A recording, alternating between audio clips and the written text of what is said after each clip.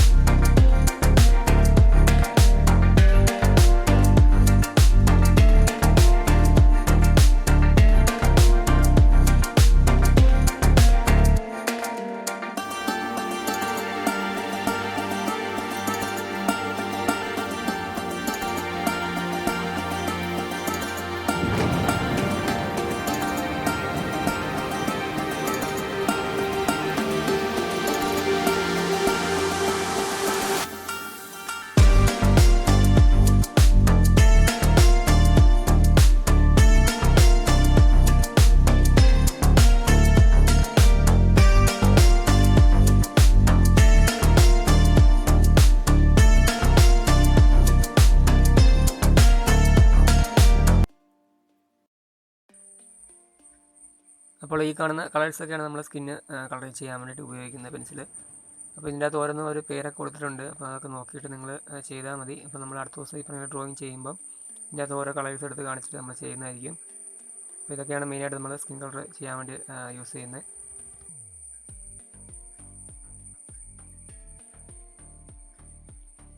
അപ്പോൾ ഞാൻ ഇത് വെച്ച് ഡ്രോയിങ് ചെയ്തിട്ട് ആ ഡ്രോയിങ് കണ്ടിട്ട് ഈ പെൻസിലിൻ്റെ ക്വാളിറ്റിയും കാര്യങ്ങളൊക്കെ മനസ്സിലാക്കിയിട്ട് നിങ്ങൾ വാങ്ങുക.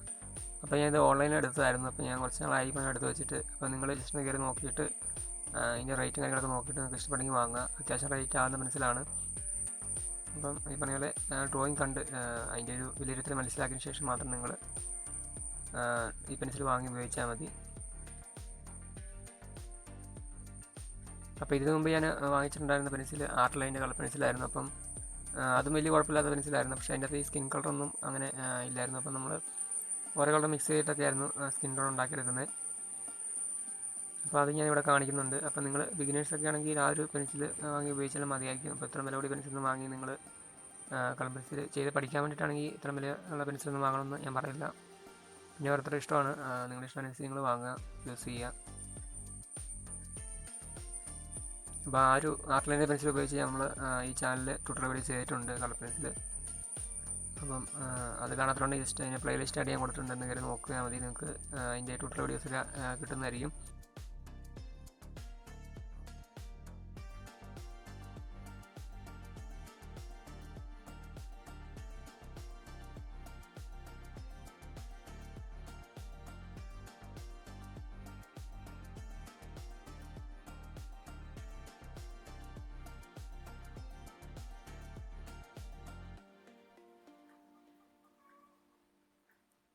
അപ്പോൾ ഇതായിരുന്നു ഞാൻ വാങ്ങിച്ച് വെച്ചിട്ടുണ്ടായിരുന്ന ആർട്ട് ലൈൻ്റെ കളർ പെൻസിൽ. നേരത്തെ ഞാൻ ഡ്രോയിങ് പഠിക്കാൻ വേണ്ടി കളർ പെൻസിൽ ഡ്രോയിങ് പഠിക്കാൻ വേണ്ടി വാങ്ങിച്ച പെൻസിലാണ്.